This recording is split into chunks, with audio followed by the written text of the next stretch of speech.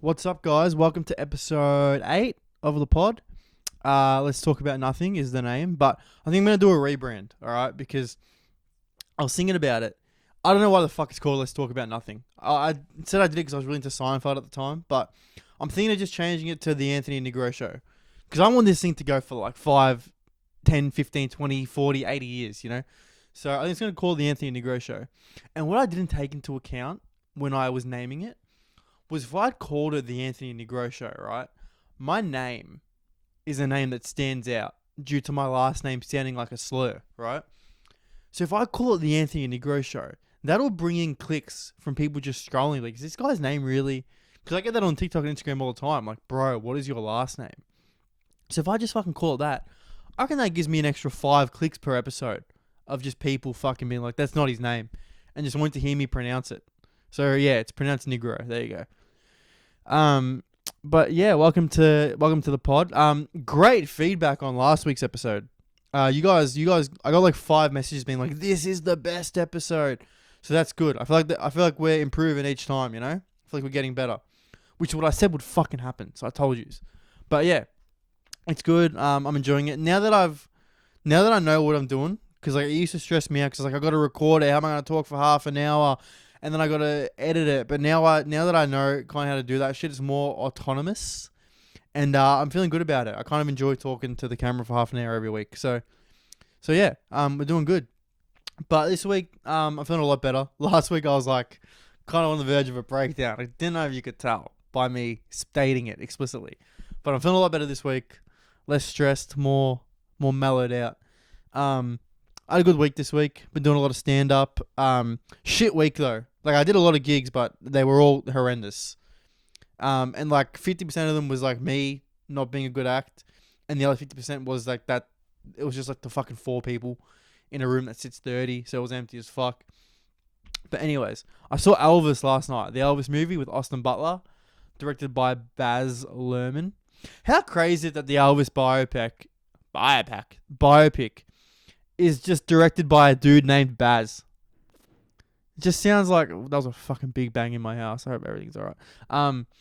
Yeah, just a fucking dude named Baz.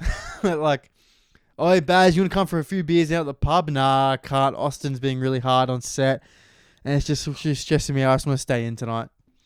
Baz, come on, we're betting on the dogs. Nah. I got all my money tied up in the budget for the Elvis movie. Can't. I'd love to, but. Yeah, the movie was great. The movie was fucking stupendous. I don't even know what stupendous means.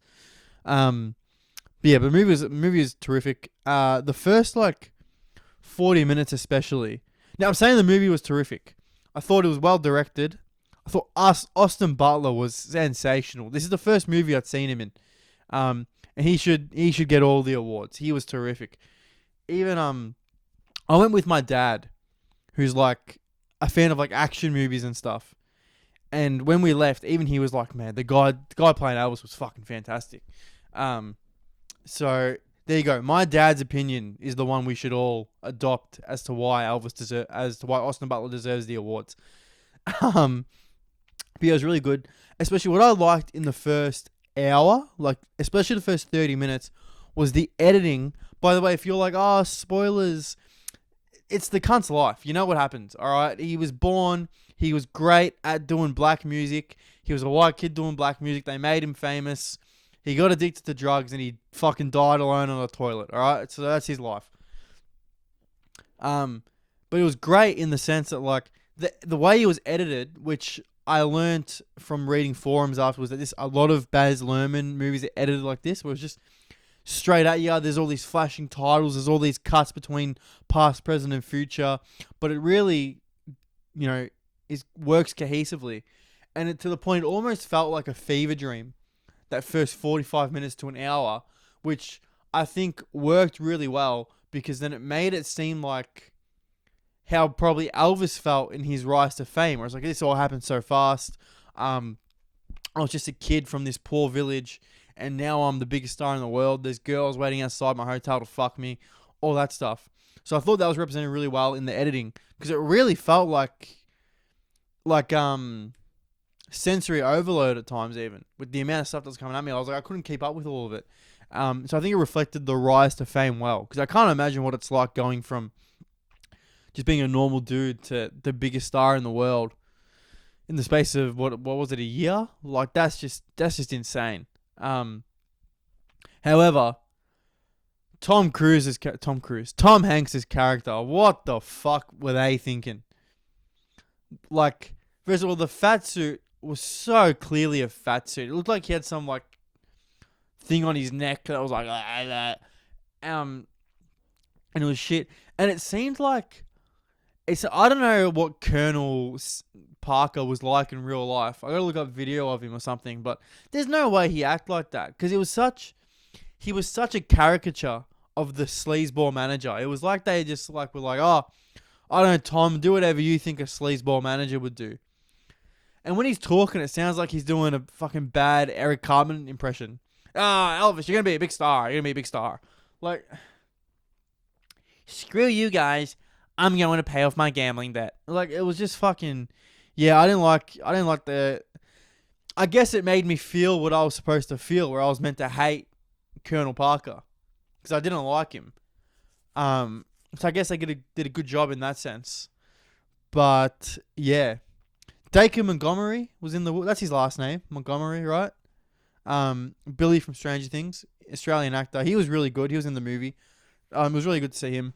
I like seeing Aussies in anything, man, because it's so hard to make it as an Australian in anything, but especially entertainment. Like, getting out of Australia is really hard. Like, how many people are famous in Australia that have just never gone international, you know? So I thought that was really cool. But yeah, I really liked the movie. I thought it was really good. It was very interesting, the story of Elvis's life. I'm sure they probably left out some stuff, if like they would find in a documentary and whatnot. But it was really good. And then obviously, like, I think, like, I'm with my dad, as I said. I think he enjoyed it too, because it was like he lived through it. He lived through Elvis's rise, and I think he's an Elvis fan. So yeah, that was really cool. Yeah, so the Elvis movie was good. Definitely watch it if you haven't seen it. But man, it was like, also, just lastly on this, it's fucking disgusting the way his managers took advantage of him, and he was just none the wiser to it. I feel like these days, people, especially in music, it's all about being independent. Everyone wants to be independent. Because I think, like, you take stories like Elvis's as an example, where it's like, oh, the management just fucking work you into the ground. They're, like, you know, filling you up with drugs. And I think people want to get away from that, but it's still happening. Like Lil Peep, he's my favorite artist. Oh, I don't have the chain on. Oh, it's over there. But like, by all accounts, his label is being sued for causing his death. I forgot what the term was, but basically they were just like enabling all his drug use and behavior and stuff like that, and they're against what led to his death. So it definitely still happens, and it's sad in the entertainment business, because I guess when you're an entertainer and you're naturally talented, I think people just kind of look at you as how can they make money off of you, which is what happened to Elvis. There's a great scene in the movie where he's sitting with Priscilla, his teenage wife, and he's like, too many people rely on me. That was a bad Elvis impression, but yeah, it was great. It was like, too many people rely on me. Or like everyone in that movie exists because of Elvis. So yeah. What else? Arsenal played a friendly against Orlando. I got up to watch that. It was really good. Gabriel Jesus, I love him. He looks so good. Like, compared to when we had Lacazette and Aubameyang, you just get so much energy in the forward half of the field. But I'm not going to talk too much about Arsenal, just because it's a friendly. Who gives a fuck? But yeah, we brought in Zinchenko. Apparently, we're still in for Tielemans. I've told you guys how much I love a bit of Yuri Tielemans. So yeah, I'm excited for the season, which is dangerous when you're an Arsenal fan to be excited for the season. But yeah, what I'm thinking of doing is because I'm going to be trying to get up to watch as many games as I can. Like, we got a lot of not early games, but the 12 a.m. game on a Sunday or a Monday, which I'll be able to watch those. But the first game against Palace, it's like at 5 a.m. on a Saturday morning. And it's like, fuck. Am I really going to get up at 5 a.m. to watch it? You know, but what I want to do is when I do watch him, I'm probably going to live stream on TikTok me watching the game. Just because I feel like I don't live stream enough on TikTok, and it's just something to do. It's a way to get content out of it. So I don't know. Let me know if that's something that you'd tune into because I think it's cool. Is this recording? Oh, thank God. Woo! Thank God. Yes, Arsenal was good. Nketiah, man. Nketiah got man of the match. I'm really high on Nketiah. Like, or as the American commentators called him, Nketiah, and Brazilian Reece Nelson. Yeah, I'm really high on Nketiah. I think him and Jesus together is going to be really fun to watch. I wonder how a lot of Arsenal fans are saying they don't think Nketiah can play as a standalone striker, but man, he scored 2 goals against Chelsea. He scored like 5 goals in those last 5 starts he got. So we'll see. But yeah, what else? Oh, I talked about Eminem a lot last week. I reviewed his first 3 albums. I compared him to Andrew Tate. A lot of people really liked it, the Eminem talk. I didn't know when I recorded this, but his daughter, Haley, has a podcast called Just a Little Shady. The first episode came out on Saturday. I'm recording this on a Friday. You'll be watching it after Monday. Oh, by the way, how do you guys feel about the 7 p.m. Monday upload time? I don't know how, because I kind of been doing that because that's when I upload my TikToks and my Instagram reels. But I don't know if anyone's really listening to a podcast at like 7:30 on a Monday night. I don't know if I should maybe be uploading it at 7 a.m. or whatnot, so you guys can listen to it on the way to school, work, whatever the fuck. But anyways, yeah, let me know. Message me. But she has a podcast called Just a Little Shady. So I thought it was going to be about like being Eminem's daughter. And it fucking wasn't. She was just telling, she had a co-host. She spent 5 minutes telling some shit story about how she met her co-host. And it just like, it's like, you're Eminem's daughter. You're the daughter of the greatest rapper, one of the best entertainers to ever walk the earth. And you're not talking about it. And you're probably listening to me like, Anthony, she's her own woman with her own life that she wants to talk about. You're right, but I don't give a fuck. All right, I want to hear what it's like being Eminem's daughter. Do you listen to his music? What's that like? You know, she uploaded a TikTok where she was in like the top 3% of Eminem's listeners. It's like, yeah, that's sick, but like it must be confronting for her to listen to, you know, When I'm Gone or Mockingbird or something. The songs that are directed to her. How do you feel about the lines where he talks about raping women? That's what I want to know. Not, so we met in kindergarten. Is kindergarten a thing in America? I don't fucking know. But it was shit. And then like, she told like, not even her, the co-host told like a 5-minute story about going on tour with, because obviously Eminem would bring Haley on tour, about going on the tours when she was a kid and going to Disney World or Disneyland, whatever it's called, one of those two. And being able to go on all the rides because Eminem had rented out the park. And it was like, this is fucking interesting. Hold on, I need a burp. It's like, this is fucking interesting. Keep talking about this. I want to hear about this. Because she touches on about how she didn't know it was abnormal. Like, she obviously had fun at Disney World, but she didn't know it was abnormal to be like, I can just get on any ride I want and whatever. Because they're kids. They don't know any better. And she talks about her parents being like, yeah, of course I was going to let you go. Because Eminem's family, they could offer you more opportunities than I could ever offer you. So, of course, it's going to let you go. And I knew you were safe and you're in good hands. And, like, even that's interesting. Like, what the parents... So, this girl's friends with Haley. What's their impression of Eminem based on his music? He's rapping about doing drugs, raping chicks, wanting to kill his mother, killing his wife. He's rapping about that stuff. What are your thoughts on, like, I'm going to let my daughter go be with this man? Is it from a point where you're like, oh, I met him, he's a nice guy, and obviously he's just an entertainer, and he's entertainer like Eminem is not Marshall Mathers? Is it that? And she didn't talk about that at all. And then they ended the podcast with like some shit 10-minute story about letting off fireworks. And like Haley talks about her boyfriend, and it's like, I want to hear about your boyfriend finding out you were Eminem's daughter or having to meet Eminem. That's what's interesting about your life. Talk about that. Oh my God, I feel like if I was the fucking podcast producer, it'd be so much better. Like, I'm sorry. I was listening to it and I was like, this sucks. So, Haley, if you're watching, talk about that. And then, you know, through that, the audience gets to know you a bit better, and then you can start telling your stories about your personal, you know, whatever you had to go through growing up and stuff like that. That'd be way better. That'd be way better. I think that's definitely what she should do. But I'm going to keep listening and I'll keep updating you guys with my thoughts. I'll give it like 5 episodes before I give up. But yeah, where's my water? Here it is. Back on the waters this week. I didn't get petrol this week, so. Speaking of getting petrol, actually. You know, I worked out that, because I've been working from home a lot. Because my workplace just has all the interns in the office all the time. So they're like, oh, you guys, you're cool, just do it from home. But sometimes I supervise, so I go into the office. I think I'm losing money because of that drive. It's like an hour and 20 round trip or an hour and 10 round trip to work for 6 hours. I think I'm losing money on that because of the prices of petrol, you know? Like, I meant to work in the office on Saturday. I'm going to text him, like, hey, man, can I work from home? Otherwise, it's not worth my while to come in.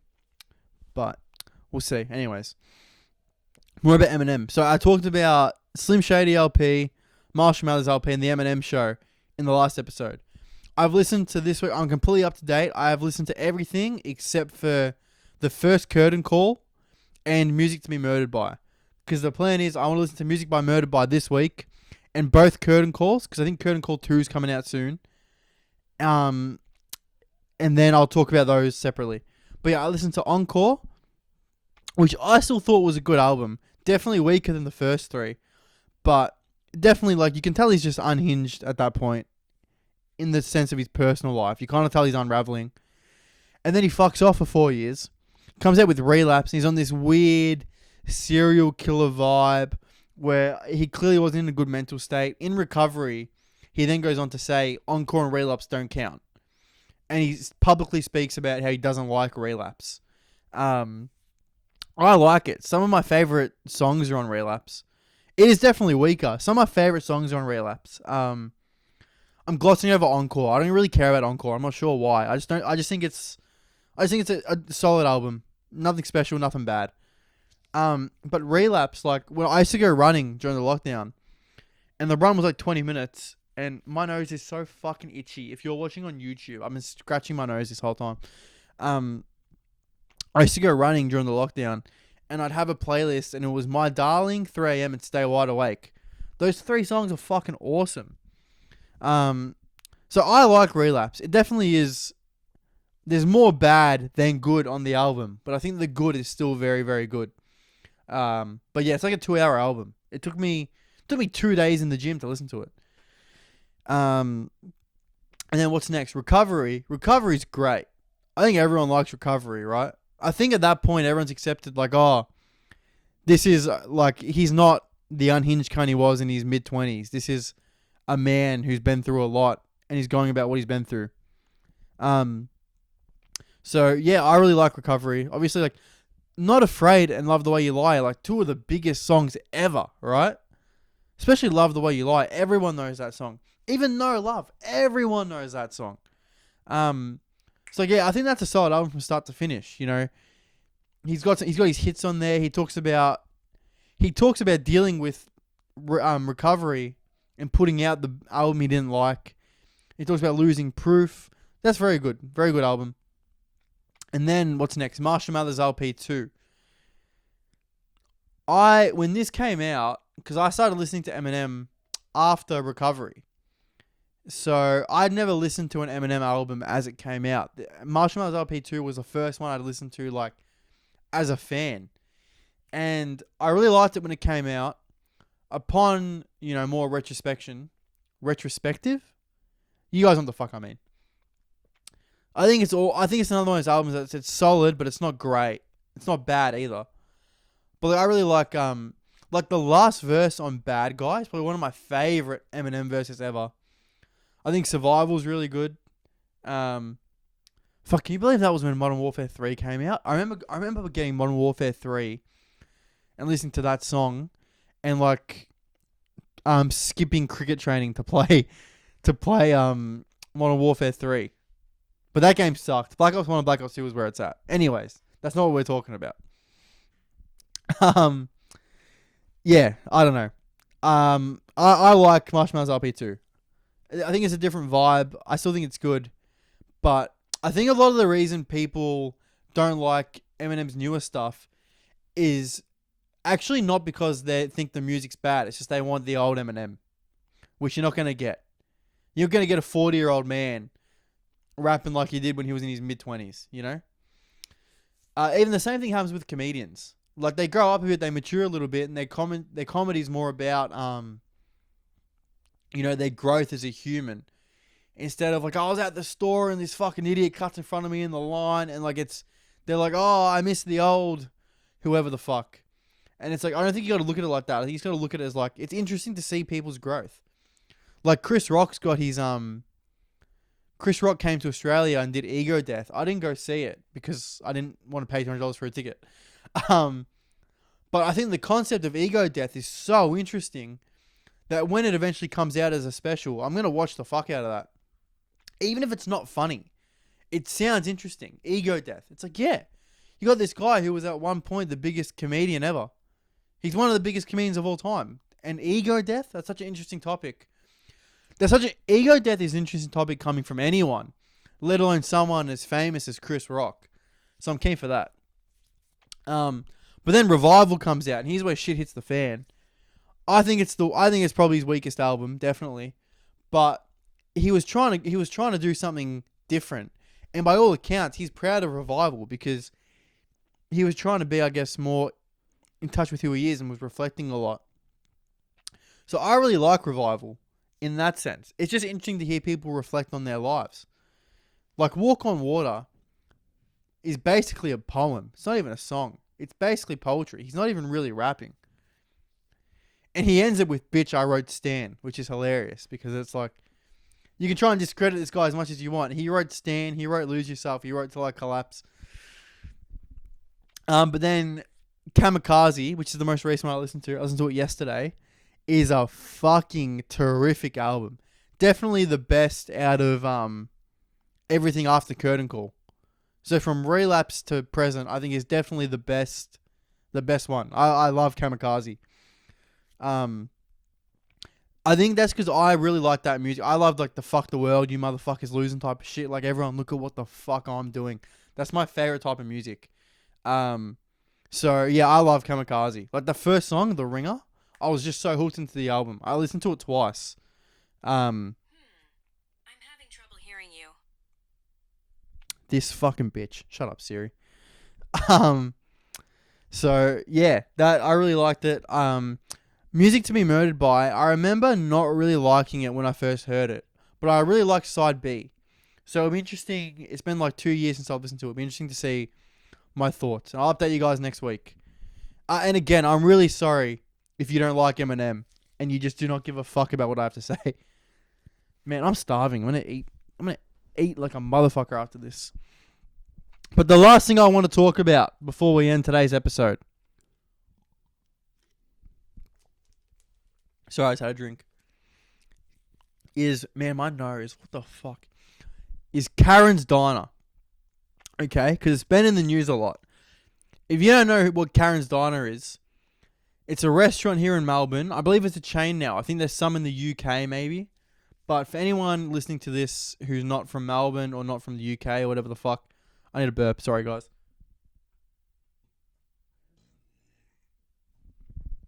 Karen's Diner is basically a restaurant where the people that serve you act like Karens. So they're flipping the script. It's a great idea for a business. Terrific idea for a business. And it's been marketed so well. But, so you go in and the waitress is just rude to you. Like, I went in there once because we were going to see if they wanted to host it doesn't matter. We went in there once and they were like, do you have an appointment? And we were like, none. They're like, okay, then fuck off. That's what they do. Like, they're taking your order. They'll fucking put your food on a different table and tell you to go get it and stuff like that. And it's basically they roast you. But it's kind of cringe because the waitresses and the waiters can't act. Like, a lot of TikTokers have been doing videos with them and stuff like that. The people that work there can't act. I don't know why they're not hiring aspiring actors. Because it's just like, they don't know how to roast. Like, that's not how you roast someone. Just like telling someone like, oh, fuck you, go fuck yourself. That's not a roast. At all. A roast has to fucking hit in here. has to hit, has to make them like, has to make someone get defensive. You know you've made a good roast when someone gets defensive because you've triggered something inside them. Like if someone comes in and you just go, yeah, what the fuck do you want? All right, I'll get it fucking ready. Can you hurry up and fucking decide what you want? Like every TikTok you see someone going in there, they're just laughing at the waiters abusing him. And it's like, you're not getting the Karen thing down at all. Karens make you upset. Karens make you physically angry. Like, Karens don't make you laugh at them. If you really wanted to get beneath the customer's skin, here's what you should do, right? Just as someone's ordering, you don't get angry. You don't go, yeah, what the fuck do you want? You go, oh, yeah, what do you guys want? And as they order, you just, right then you go, are you sure you want this much food? Are you sure you want this much? Like, just make them think. Even if they're skinny, because then they'll be going, oh, do I want this much food? Am I fat? If you got young men coming in, dudes in their 20s and 30s, just stare at their hairline the whole time you talk to them. And like, even if you're just taking their order and you go, oh, just letting you guys know you can wear hats in here if you just want to, cover that up. Like we're fine with that. That's worth so much more than being like, yeah, what the fuck do you want to get? Oh my god. Like, that's every TikTok I see of Karen's Diners. What the fuck do you want? Yeah? What's your fucking booking under? You're early. That's not like fucking like if you go like, oh, what's your booking under? And they say like, oh yeah, it's good you guys have a booking. You don't look like you can really afford to eat here. That's a roast. That gets under their skin, I just think yeah, just hire people who can act and fucking change. Shut up, Siri. Sorry. Sorry. Hire people who can act. And hire people that are like what the fuck? I just got a really random message. Sorry. Hire people who can act and like don't do this. Like, what the fuck do you want? Because that's just anything in life. Like if someone comes in, they're like, oh, can I please get a large chips? Just like, oh, are you really sure you should be eating carbs? Okay, eat some carbs. Just gaslight them. You know what? I'm gonna start a restaurant. I'm gonna hire people who can act, and they're just gonna gaslight the customer. Just give them a hamburger. I didn't order a hamburger. I ordered a steak. No, you didn't. You ordered a hamburger. Are you sure? Yeah. Are you alright? Are you having like a weird day that you think? Because I can tell you generally think you ordered a hamburger, but I promise you ordered a steak. Like I know. I have a friend of mine who's a doctor who can do CT scans in case something might be going on. Like just gaslight the customer. When I used to work at Woolies, I used to gaslight customers all the time, all the fucking time. Like if they were rude, gaslight city, baby. Like I remember, like this one lady, she was really fucking rude. She's like, this was on special and it's scanned as normal price. And I was like, no, it's not on special. And she's like, yes, it is. And I was like, no, I put that on the shelf yesterday. It's not on special. And she's like, how about you go check? Because I'm sure it is. And I went and checked and it was on special. And I was wrong. So do you know what I did? I just took the fucking special ticket off. I ripped it up. I put it in my pocket. And then she came. She's like, you see? And I was like, no, these aren't on special. You must have been looking at something else. And she's like, no, they were definitely on special. And I was like, oh, I'm looking at it now. And she was like, no, you've ripped the ticket off. And I was like, fuck, she got me. But then I was like, I'm sorry. Are you suggesting that I ripped a ticket off and put my job in jeopardy just to make you feel silly? Is that what you're saying? And she's like, that's exactly what I'm saying. And I was like, look, I don't know what's going on in your life, but you're very paranoid right now, and I feel like you're taking it out on me. And look, there's other scents of this dishing liquid that are on special. Maybe you can get one of those, but this one isn't. And she's like, I'm not gonna sit here and be ridiculed. And then another lady was like, he's just doing his job. Can you please stop being mean to him? And I was like, thank you.